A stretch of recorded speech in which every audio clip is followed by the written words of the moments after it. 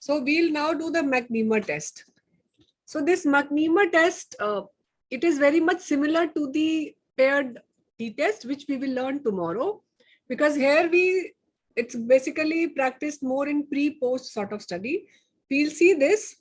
So again, like all other sessions, we are going to learn the basic concepts, the research questions, assumptions and hypothesis, commands and interpretation, and once again, the revision of those commands. So let's start with the characteristics of the McNemer test.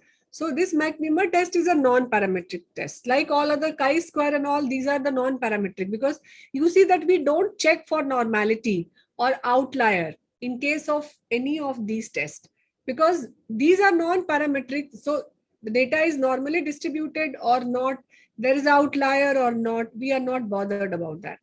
So it is again a non-parametric test, and parametric is, there is a classification of a parametric and non-parametric. So when the sample size, when the data is skewed, we apply non-parametric, and when the data is normal, we apply the parametric. We learn more about this parametric and non-parametric in tomorrow's session. Then we are going to learn independent sample, ANOVA, pair t-tests, etc., and they're the non-parametric counterpart. So this McNemer test is a non-parametric test for a paired nominal data. And again, this McNemer test is applicable only for two categories. That means there should be two variables and it should have two categories.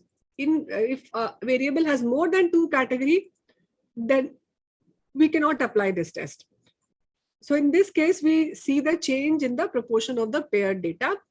And this is also called the McNemer chi-square test, because ultimately it is using the chi-square statistics to calculate the test. So that's why we call it as a chi-square McNemer test also, or the McNemer chi-square test also.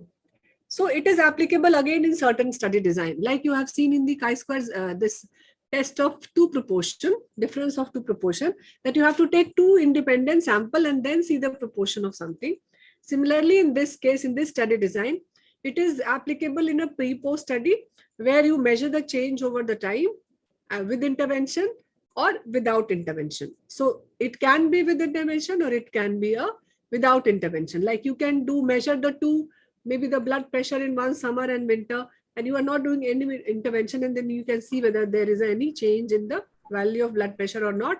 Similarly, if you have done some intervention and then again, like maybe exercise therapy, you can carry out this therapy or yoga therapy to some group of individual, and you can measure the depression score before and after. And maybe it should be a categorical, so not score, rather people who are depressed versus non-depressed before the yoga therapy and then after the yoga therapy. So it depends whether you are having an intervention, or it can be done at two different time points without intervention also. Or the third situation, it can be done if there are differences between conditions, like we did for crossover design. So you have one variable, you expose them with one intervention, and then again after certain time you again expose them with the second intervention. So that can also be done, like we did for the chi-square test of two proportion. There also we did the similar thing.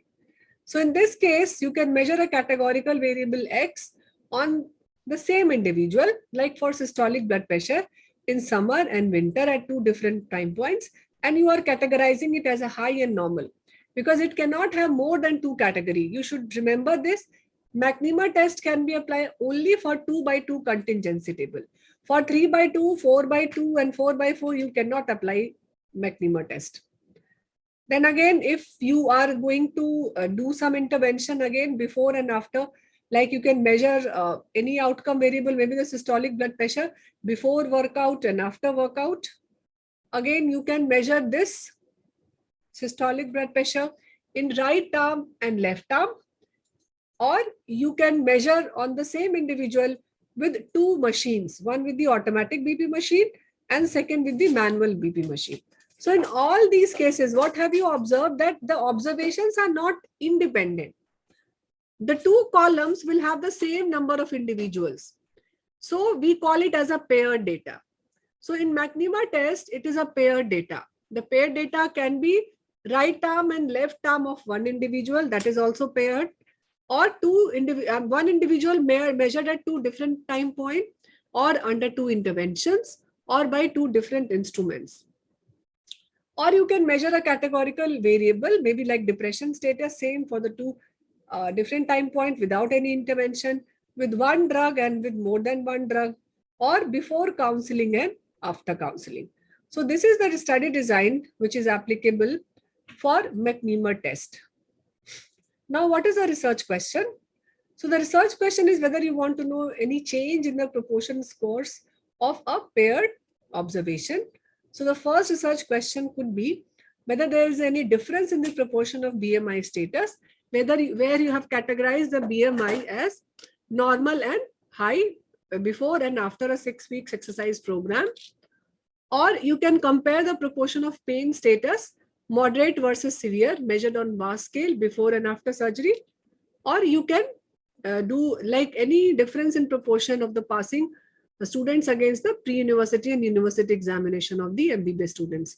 So you will see that the set of individual are same. In the first case also, you are measuring it before and after 6 weeks exercise program. Here also you are measuring before and after surgery.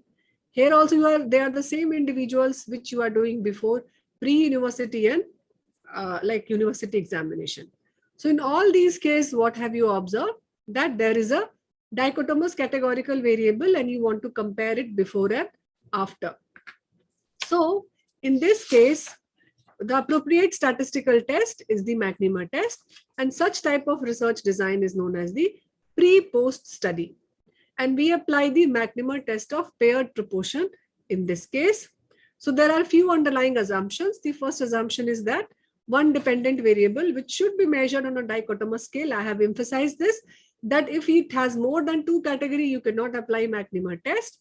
The second is that independent variable, it should be of two categorical related or matched pair. And the cases, generally, they are the random sample from the population of interest, but many times this is not possible.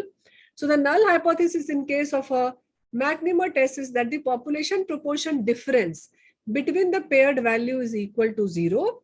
And the alternate hypothesis states that the population proportion difference between the paired value, that is the P2 minus P1, that is not equal to 0. So now coming to the question. So the question which I have to demonstrate is I want to see, there are two questions. So I want to see whether there is significant difference in the oxygen requirement, status of COVID cases at admission and just before the discharge or death, maybe, because there are two status. So just before the outcome. So I have to see maybe just before the outcome. And then again, the second case, I have to see whether any significant difference in the admission status, that is the ICU versus ward of the COVID cases at admission and just before the outcome. So for that, this is my data set.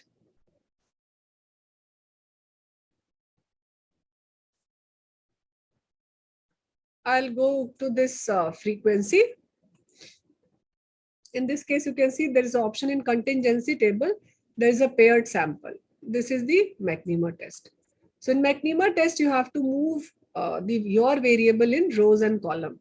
Now the question is, I have to see whether there is a significant difference in the oxygen requirement. So oxygen requirement would be my dependent variable. So I am taking this oxygen 1 here. In this case, because it is not independent, dependent, rather it is the two observation. I'm sorry, I should not have made this statement because there is nothing independent, dependent in this case. They are the paired values. So I have taken oxygen 1 at the time of maybe admission and at the time of at the just before outcome. And then this chi-square, because I said that this is the chi-square test is there in this case. And then there are nothing more. And in this case, you don't need to click on these percentages then, because then it will complicate the analysis. Now focus on this table very carefully, because those of you who have attended the SPSS, maybe it's a repetition for you people, but those of you who are attending it for the first time, this Magnema test is also known as the test of marginal proportion. So what do we understand by marginal proportion here? So now this is a 2 by 2 table. Here you will see this is oxygen 1 and this is oxygen 2. Means this is the oxygen requirement at the time of admission and 2 is the oxygen requirement at the time of discharge. So this is 1, 2, there are 2 rows and there are 2 columns. So if I focus on this row represents the at the time of admission, means the first observation. So how many of people out of 180 they have required oxygen? Please type in the chat box. If you focus on this, I am saying that this row represents the first observation. That means just at the time of admission. And this column represents at the time of discharge. So now you have to write the number of people who required the oxygen at the time of admission and the number of people who required the oxygen at the time of discharge.